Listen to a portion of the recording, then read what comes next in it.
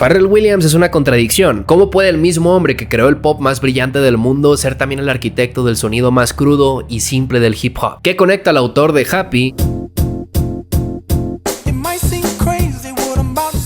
con el cerebro detrás de Grinding? En el video de hoy vamos a diseccionar los 10 beats más legendarios de toda la carrera de Pharrell Williams para revelar los patrones que, una vez los escuchas, lo cambian todo. Viajaremos desde el sonido que rompió el hip hop de los 90s hasta el beat que se convirtió en la banda sonora de un movimiento por los derechos civiles. Y te prometo algo, después de ver este video no vas a escuchar a Pharrell ni a la música pop de la misma manera.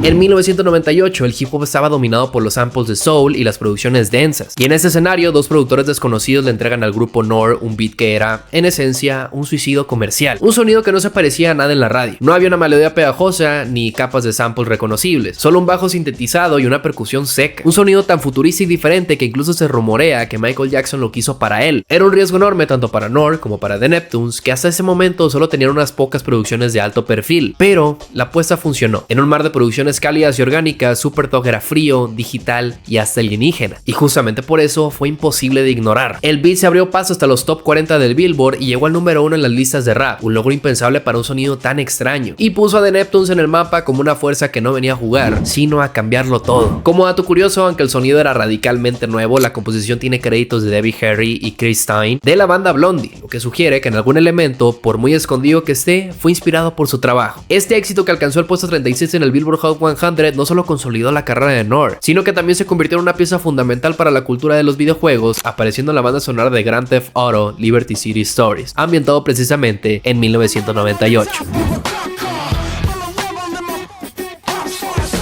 Con Super Dog, The Neptunes se ganó la atención del mundo del rap, y el siguiente paso lógico era repetir la fórmula, consolidando ese sonido. Pero hicieron todo lo contrario, fundaron su propia banda, NERD, junto a Shay Haley, y lanzaron un proyecto que amenazaba con destruir la credibilidad que acababan de construir. La energía cruda del punk chocando con la disciplina rítmica del hip hop era algo nunca visto, pero que la gente adoraba. De hecho, existen dos versiones del álbum In Search Of, una primera versión electrónica y una segunda, la más conocida, donde volvieron a grabar todo con una banda de rock en vivo para darle esa energía más auténtica que querían. El origen de la dualidad del álbum In Search Of proviene de la propia insatisfacción de la banda con la primera versión. Sintieron que la producción electrónica, aunque fiel al sonido de The Neptunes, no capturaba la energía cruda que imaginaban para Nerd, así que decidieron apostar al doble y regrabar todo el disco en Europa con la banda de rock Spymo. Como dato curioso, esta decisión fue un dolor de la cabeza para su discográfica, Virgin Records, que ya había impreso copias de la versión electrónica y tuvo que retirarlas para lanzar la nueva versión, convirtiendo las piezas originales en una rareza para los coleccionistas. Un riesgo que era total, ya que podían alienar su nueva base de fans en el hip hop y ser rechazados por el mundo del rock. Pero a Pharrell no le importaba. El truco no era disfrazar un género con otro, sino encontrar su punto en común, y esa era la energía. La batería tiene el peso de un breakbeat de funk, pero está procesado con una agresividad caótica y digital. No fue un gran éxito comercial en Estados Unidos, pero su impacto cultural fue inmenso, y se convirtió en un himno para la cultura del skate y los videojuegos, apareciendo en títulos como Matt Hoffman Pro BMX2, demostrando que la paleta de Pharrell no tenía límites, inspirando a una futura generación de artistas desde Tyler the Creator hasta Travis Scott, que harían de esa fusión su marca personal.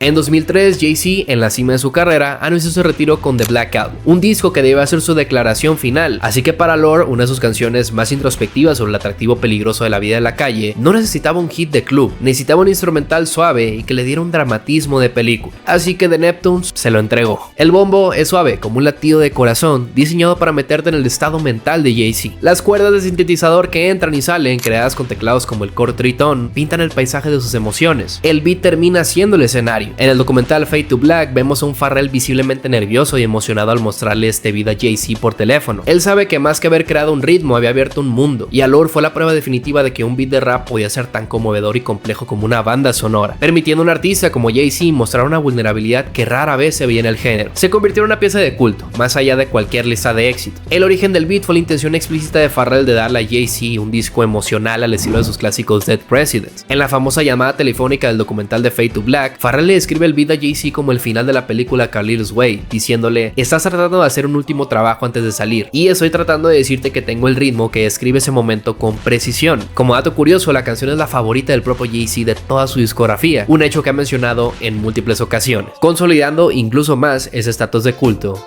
de Allure.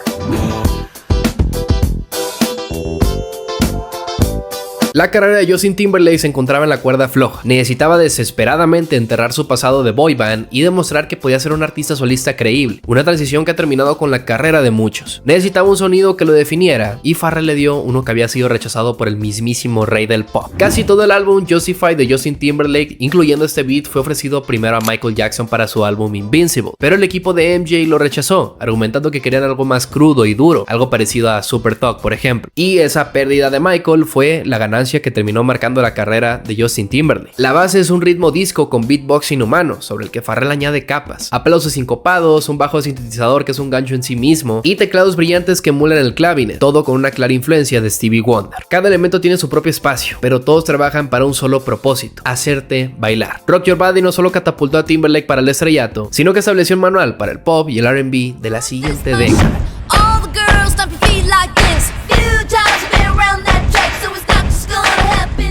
La historia cuenta que la canción fue una respuesta a un comentario despectivo de Courtney Love, quien en una entrevista llamó a Gwen Stefani animadora de forma despectiva. La reacción de Pharrell fue abrazar ese insulto, y Gwen Stefani dijo: si quieres que sea una animadora, seré una, y gobernaré el mundo entero. Con una respuesta que fue aterradoramente simple, un ritmo de banda de desfile y un grito. Durante la mayor parte de la canción no hay bajo ni acordes, solo la voz de Gwen Stefani y un bombo implacable, probablemente de una Roland TR-808. Para cualquier otro productor, un espacio tan vacío sería un fracaso, pero para Pharrell, ese silencio era el instrumento principal, una audacia que podría haber hundido la carrera en solitario de Gwen Stefani antes de empezar, pero en cambio, Hollaback Girl se convirtió en la primera canción en la historia en vender más de 1 millón de descargas digitales, y fue la prueba de que para crear el beat más grande, a veces tienes que quitarle casi todo. El beat nació en el estudio casi de inmediato una vez que Gwen Stefani le contó a Pharrell su visión. Ambos compartían la experiencia de haber estado en bandas de música en la secundaria y buscaron crear un sonido único que emanara esa energía. Y un dato curioso y algo irónico es que Gwen Stefani, quien es disléxica, terminó creando una canción que enseñó a toda una generación a deletrear la palabra bananas.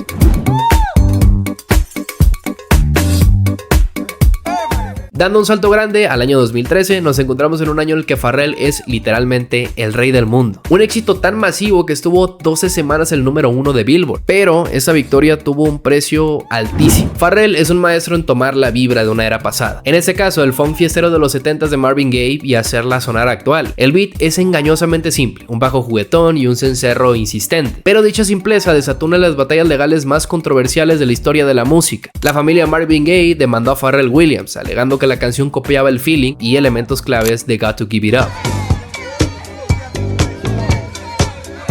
El caso terminó con una sentencia multimillonaria en contra de Robert Thicke y Pharrell Williams, un evento que tuvo consecuencias enormes y centrando la duda de toda la industria sobre la línea entre inspiración y plagio. El propio Pharrell ha expresado su arrepentimiento por el contexto de la canción, y el beat es un caso de estudio sobre cómo crear un grupo bien infeccioso, pero también una lección sobre las consecuencias que puede tener. Como un dato curioso bastante oscuro, durante la deposición para el juicio, Robin Thicke admitió que estaba drogado con Vicodin y alcohol durante la grabación, y que a pesar de haber reclamado crédito en entrevistas, en realidad fue Pharrell quien compuso casi toda la canción, por lo que Thicke se vio obligado a declarar que mintió para obtener crédito por el hit.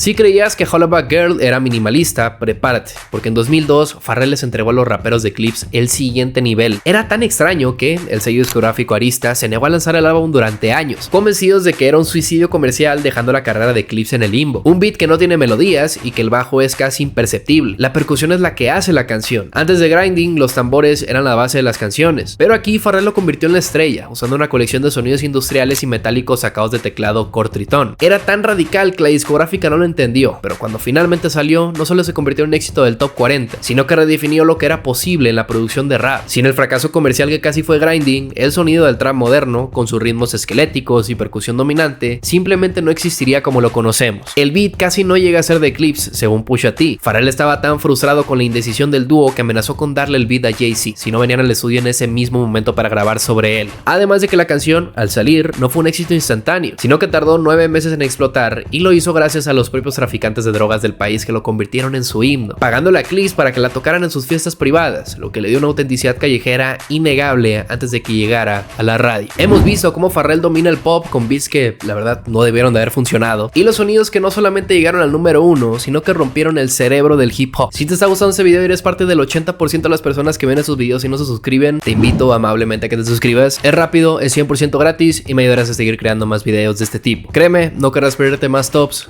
como este. Y antes de continuar, déjame tu comentario ahora mismo. ¿Cuál es tu beat favorito de Pharrell Williams? Házmelo saber en los comentarios.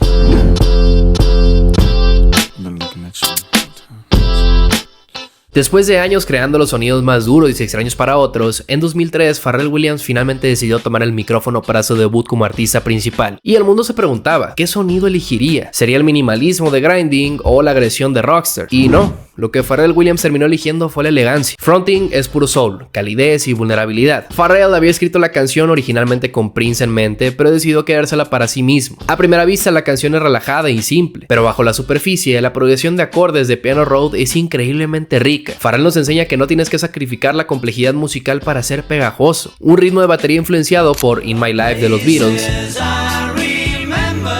y un bajo inspirado en Stevie Wonder, creando esa base familiar sobre la que puede pintar a sus anchas. Siendo su debut, el riesgo era enorme, porque si fallaba sería etiquetado como el productor que no sabe cantar, pero Fronting terminó llegando al número 5 en Billboard, demostrando que no solo era un genio del ritmo, sino un maestro de sus propias melodías. El origen de la canción es legendario. Pharrell la escribió pensando en Prince, pero este la rechazó, y al principio Pharrell insistía que Fronting era solo una canción única, y que no tenía intenciones de convertirse en un artista solista, viéndose a sí mismo estrictamente como productor, y a pesar de ser su debut vocal, el gancho rítmico principal es un truco que Pharrell tomó prestado de James Brown, haciendo que el acorde del teclado golpee exactamente en el primer tiempo de cada compás junto con el bombo, creando ese funk inconfundible.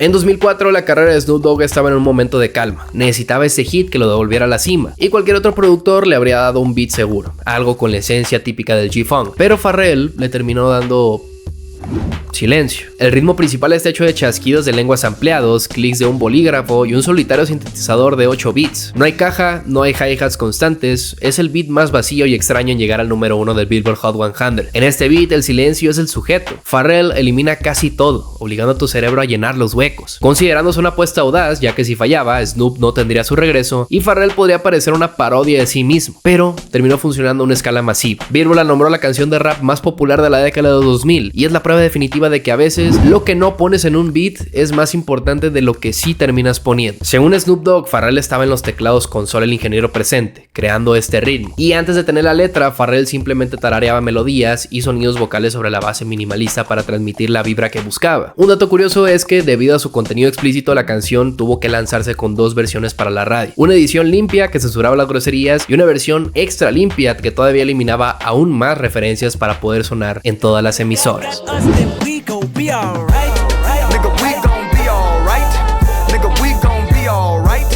A lo largo de este tomo hemos visto beats que han definido géneros y han roto barreras, pero este beat en específico hizo algo más, se terminó convirtiendo en un símbolo. Pharrell creó el esqueleto de la canción con el coro We Gon' Be Alright, inspirado en la música trap, pero con instrumentación más colorida como Piano Roads, pensando en este estilo típico de A Tribe Called Quest. Y cuando Kendrick lo escuchó, supo que era especial, aunque es cierto que el sonido optimista no encajaba del todo con el tono denso y de jazz de su obra maestra, To Pimp a Butterfly, haciendo que el beat casi se quedara fuera. Pero cuando el productor Soundwave y el músico Terrence Martin lo deconstruyeron y le añadieron capas de batería en vivo y saxofones caóticos, supo encontrar su lugar en el proyecto. Un beat que es una narrativa en sí misma. Comienza con una sección de jazz disonante que representa la lucha y el caos, pero de repente, como un rayo de sol, emerge el coro de Pharrell Williams. Hace un viaje de la oscuridad a la luz encapsulado en la música, y ese mensaje resonó de una forma que nadie podría haber previsto. Alright fue adoptada como el himno no oficial del movimiento Black Lives Matter, cantándose en las canciones durante las protestas contra la injusticia racial en todo el país. Cuando la policía agredió a un adolescente de 14 años, los manifestantes rodearon el coche de patrulla y comenzaron a cantar al unísono sonó el We Gon' Be Alright, cimentando para siempre el lugar de la canción en la historia de la lucha por los derechos civiles. El beat es mucho más que minimalismo o fusión, es sobre cómo Pharrell, junto a Kendrick Lamar y Soundwave, creó un sonido que pudo contener el dolor, la rabia y sobre todo la esperanza de toda una comunidad. No es su beat más vendido, pero es sin duda el más importante. Es la prueba de que un beat puede ser mucho más que música, puede ser un refugio y un grito de guerra. Y es por eso que Alright no solamente es imposible de olvidar, sino que va a ser eterno. Entonces,